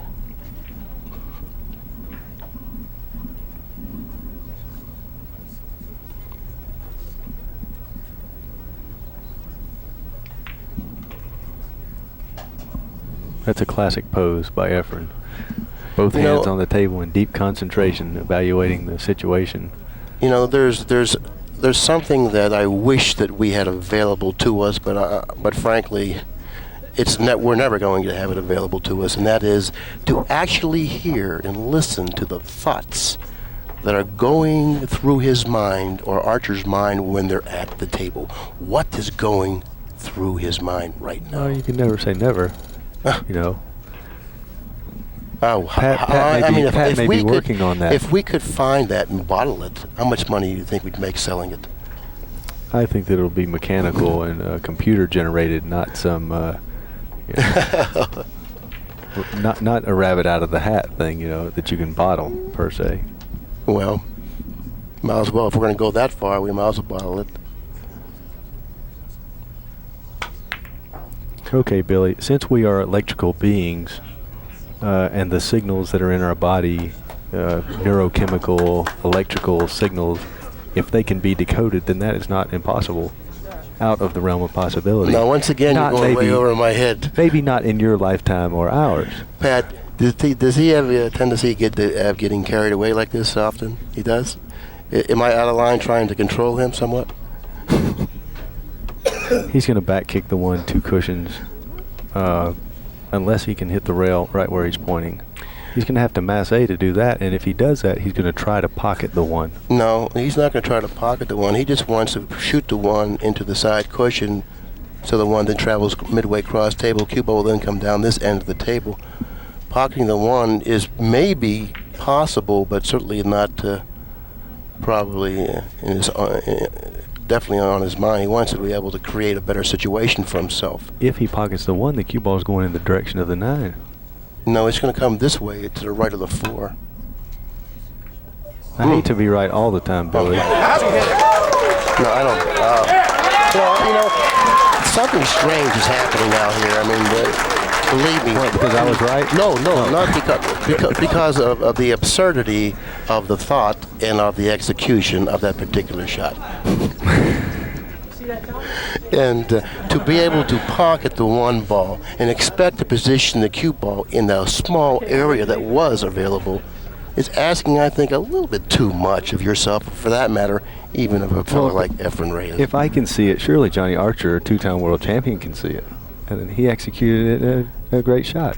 Well, I don't know how many people are here in attendance tonight, but the ones that are here can consider themselves very fortunate to be here so they can witness what we've seen here in the past hour. Believe me, this is really something. These 2 matches that we have witnessed with Luat and Strickland and EFREN and Johnny, this is as good as it gets. You're absolutely right. Well, it looks like, barring any unforeseen things happening, that this match, very much like the last match between Luat and Strickland, will come down to a hill-hill situation.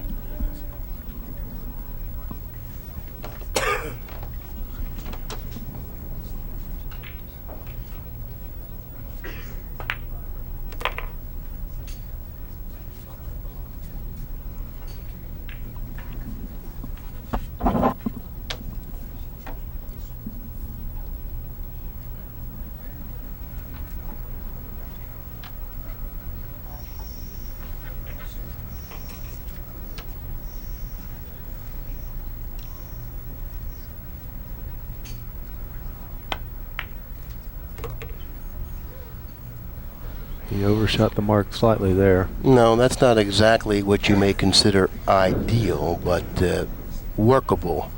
But considering the circumstances in this stage of the match, sort of like complicates things a little bit more right now for Archer. He's going to have to elevate shooting the 7 to the side and go to the end rail with the cue ball and back out for the 8. Yeah, he's going to have to elevate and draw the cue ball, contacting the back cushion, which will give him the option then of playing the position for the 8 in either the lower corner or the right-hand side.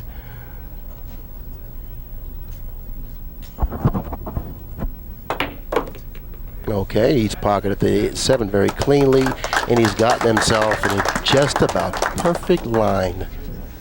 Now with a few more strokes, we'll see now the pocketing of both the 8 and the 9, and once again, it looks like we're going to be witnessing another hill-hill situation.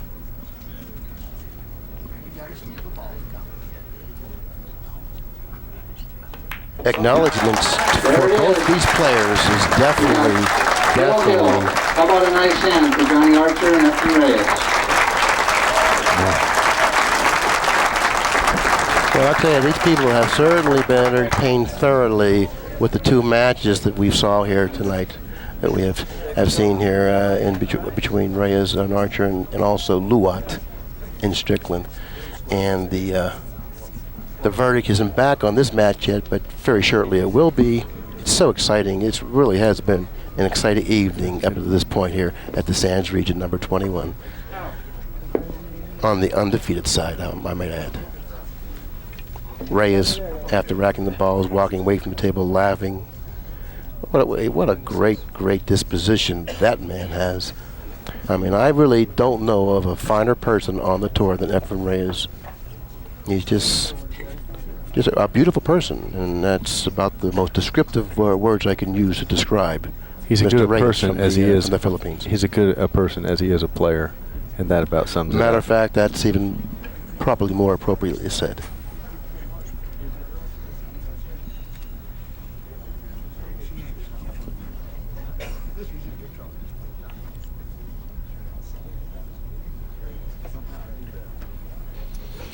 But I'm still going to stick to my guns and say that Archer's going to win this particular match because I felt it. I felt it for a long time during this match because of the way Reyes has played this match, just about as flawlessly as a human can play, but yet really never stretching out to lead. Archer seemed to have had something happen in his favor, for he kept coming back, and you would have thought that Reyes, as beautifully as he's played this match, should have had a commanding lead, but that's not what happened. I would like to see what the ACCUSTATS are on this match. I'm sure they're both well over 920, 930. Well, I would think that Reyes, for certain, is well over that. He's more in the 950, 60 area, which is, by the way, like Mike Tyson in the heavyweight championship. As he's about a 950. Reyes usually plays over that, but this is a superb performance. Johnny forgot to mark his game up, but we all know what the score is. 6 ball on the side. He's going to get the 6. Cue ball, 3 ball into the cue ball. He's going to have the first opportunity. 2 ball, very quickly. 2 ball. He has a pocket for the 2. Where, you say? In the side, off of the 3. Can he get to that position? Maybe, because the cue ball and the 1 ball are pretty much lined up to where it looks like to me it suggests that he might be able to draw back. Now he's looking at the bank cross side. That's also an option. Now he's looking at the 2 off the 3. Which one will he decide to shoot? I don't know. Both of them seem fairly viable. Let's take a look. This isn't an easy situation, so therefore he has to make the right decision here, because the decision he makes here he's going to have to live with.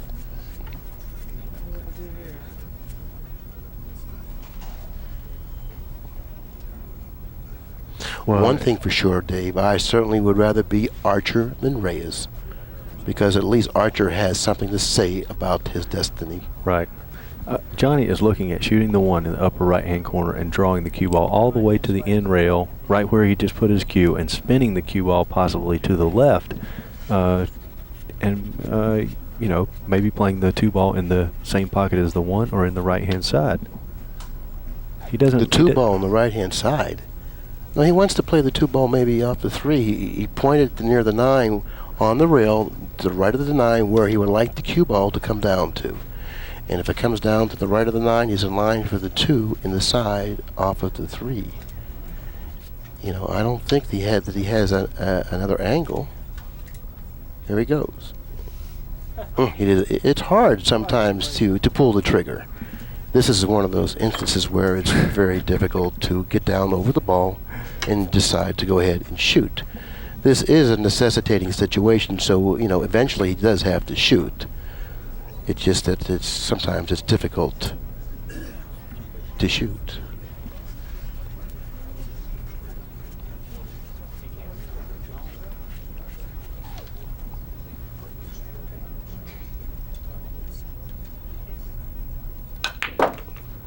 Okay, now he's playing position for the 2 off the 3. Now he's gone back up table. Now the bank cross side may be a better shot.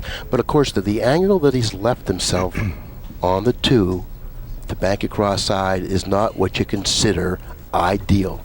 It looks like that if he opts to bank the 2 cross-side, he may even have to cross it. If he crosses it, with the cue ball. If he crosses it, he may get a kiss. Now he's looking to play the 2 off the 3. The situation that he's ended up a little too far out, I believe. No, by any means. It's definitely a very, very makeable shot. The 3 doesn't necessarily have to clear the 4. Well, there are things that can go wrong, Dave. He's in a tough situation here. You know, perhaps he should bank it. Then again, perhaps he should play it off the 3. I don't have that answer. I don't even have a feel on what's the right thing to do.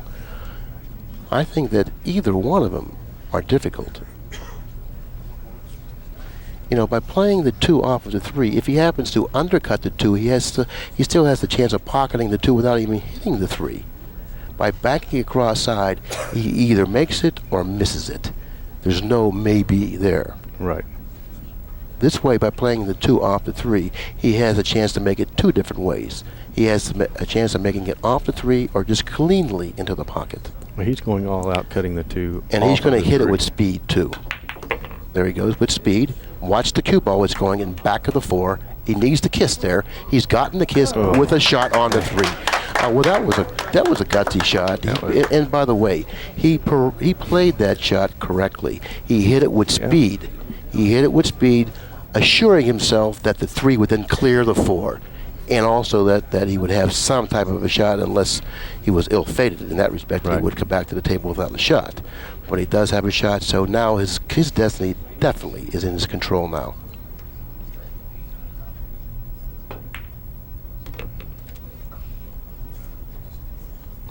And as wonderfully as Reyes has played in this match, it looks like at this point that there's a good chance that he's not going to win this match.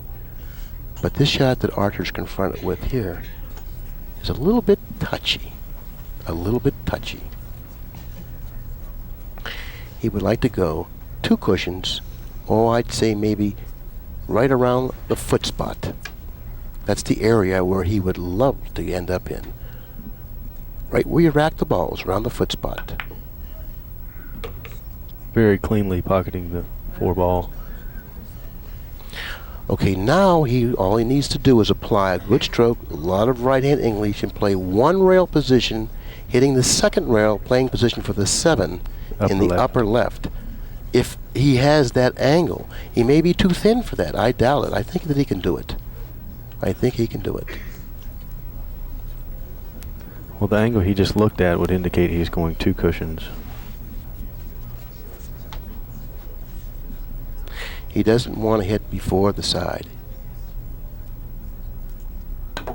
Well, he did hit before the side. That's what he didn't want to do. You see? Well, it doesn't look like that. Well, obviously he made the wrong decision. I thought perhaps he should have played it long. By hitting it softer, he's going to go longer. Right. He's going to have a shot on the 7. I think he misjudged that. He definitely misjudged it because he scratched in the side.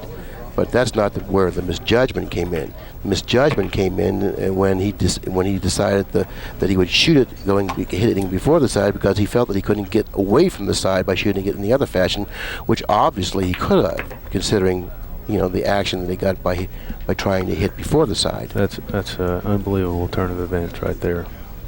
EFREN Reyes come to the table with the 2 ball in hand and 7, 8, 9 on the table to win the match. Well, I'll tell you, those were about as exciting as 2 matches that you're ever going to see. I'm exhausted, Billy. No, Archer's going to set up that shot again. Now, this time, I don't know what he's going to try to do. He's going to probably try to do the same thing. I thought that he should have played on the other side of the side.